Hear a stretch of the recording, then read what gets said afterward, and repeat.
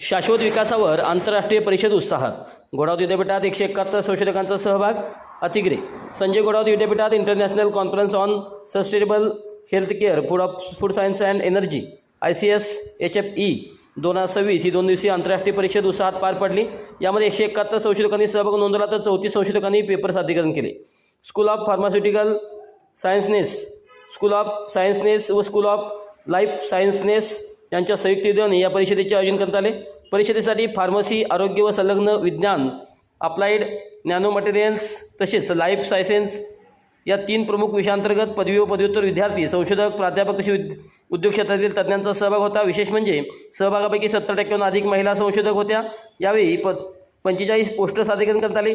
तर एका स्टार्ट ॲपद्वारे नव्या उत्पन्नाची प्रदर्शनी करण्यात आली. परिषदेच्या उद्घाटन प्रसंगी कुलगुरू प्राध्यापक उद्धव भोसले व विश्वस्त विनायक भोसले यांनी मार्गदर्शन केले. यावेळी परिषद स्मरणिकेचे प्रकाशन करण्यात आले व प्रायोजकांचा सन्मान करण्यात आला. प्राध्यापक डॉक्टर BLV प्रसाद यांनी आंतरराष्ट्रीय आंतरशाखीय संशोधन व नॅनो तंत्रज्ञानावर मुख्य भाषण केले. डॉक्टर NR जाधव यांनी नवीन औषध वितरण प्रणालीवर तांत्रिक सत्र सादर केले. तसेच डॉक्टर KD सोनावणे यांनी मॉलिक्युलर डॉकिंग, संगणक सहाय्यित औषध डिझाईन व अँटीबायोटिक रेजिस्टन्स यावर मार्गदर्शन केले. ही परिषद शाश्वत विकासासाठी संशोधन व नवकल्पनांना चालना देणारी व शैक्षणिक औद्योगिक क्षेत्रातील नवसंशोधकांना मार्गदर्शन ठरली.